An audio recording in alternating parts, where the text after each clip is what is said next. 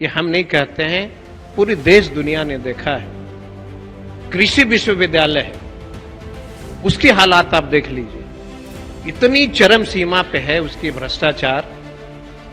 आखिर बिहार के लोगों में योग्यता नहीं है क्या? वो वीसी नहीं बन सकते हैं क्या? आप कितने दिनों से उनको प्रमोशन रोक रखा है? कौन सी वजह है? उनको क्यों नहीं प्रमोशन मिलता है? सारी चीज पेश करते हैं और वैसे लोगों पे कार्रवाई नहीं होती है।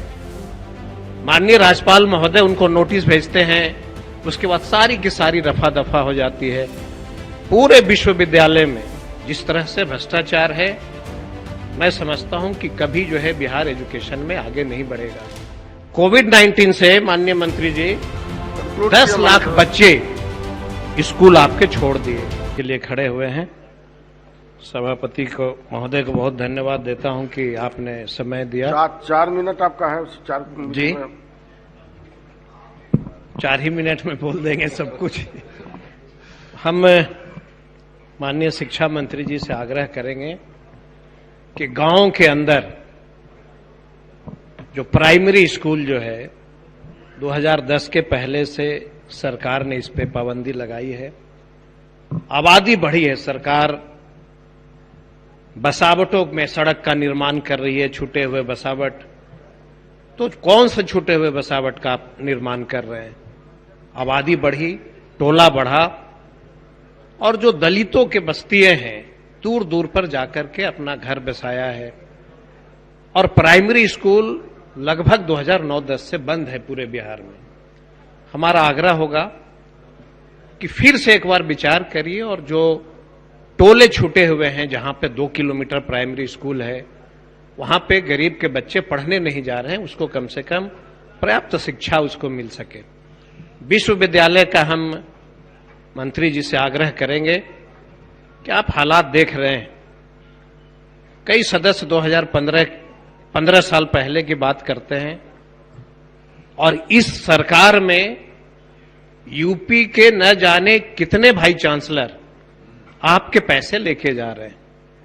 ये हम नहीं कहते हैं, पूरी देश दुनिया ने देखा है।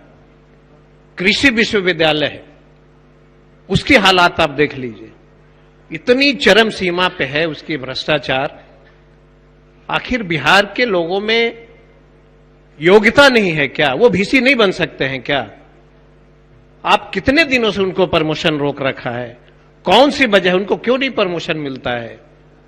क्या बिहार में हमारे जो शिक्षक हैं, जो प्रोफेसर हैं, उनमें इतनी क्षमता नहीं है कि वो किसी कॉलेज के वीसी बन सकते हैं? साथ साथ बिल्कुल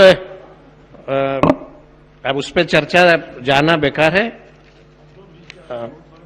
माननीय सभापति महोदय, इसी सदन में सबसे पुराने सदस्य हरिनारायण बाबू बैठे हुए, इन्होंने पशुपालन विश्वविद्यालय का इतनी सारी सबूत दिया था कि इस पे कार्रवाई होनी चाहिए, और पूरी भ्रष्टाचार की पूरी सबूत इस सदन में पेश किया था। कोई इस पे कार्रवाई नहीं हुई। तो आखिर कौन बढ़ावा दे रहा है? कौन दे रहा है महोदय बढ़ावा इसको? अगर कोई इतने पुराने सदस्य साक्ष्य के साथ आपके सदन में सारी चीज पेश करते हैं और वैसे लोगों पे कार्रवाई नहीं होती है, माननीय राज्यपाल महोदय उनको नोटिस भेजते हैं, उसके बाद सारी की सारी रफा दफा हो जाती है। पूरे विश्वविद्यालय में जिस तरह से भ्रष्टाचार है, मैं समझता हूं कि कभी जो है बिहार एजुकेशन में आगे नहीं बढ़ेगा। कोविड-19 से माननीय मंत्री जी 10 लाख बच्चे स्कूल आपके छोड़ दिए। और माननीय सदस्य ने कहा कि चारबाहा विद्यालय, वो चारबाहा विद्यालय की चर्चा नहीं करते, वो दलितों के, गरीबों के हालात पे इस सदन में मजाक उड़ाते हैं। 10 लाख बच्चे बेघर हो गए, स्कूल छोड़ दिया। और माननीय लालू प्रसाद यादव ने क्या कहा था? सुअर चराने वाले, भैंस चराने वाले, एजुकेशन क्या होता है उसको जाकर के भैंस चरते रहेगी खेत में, भैंस खेत में चरेगी, और उसको अपने अंदर जागरूकता लाइए पढ़ने के लिए। कोई चारबाहा विद्यालय में कोई किताब कॉपी की पढ़ाई नहीं होती थी, उसको बताया गया था कि आपको स्कूल जाना नेसेसरी होगा, और वो एक माध्यम था कि आपको हम स्कूल जाने की प्रेरणा कैसे देते हैं। और जो हालात है सभापति महोदय बिहार में, दलितों का कौन लोगों ने छोड़ा है? 10 लाख गरीब दलित बच्चे ने स्कूल छोड़ा, और कौन लोग डीपीएस में पढ़ते हैं, कौन लोग डीएवी में पढ़ते हैं? हम तो नहीं पढ़ते हैं।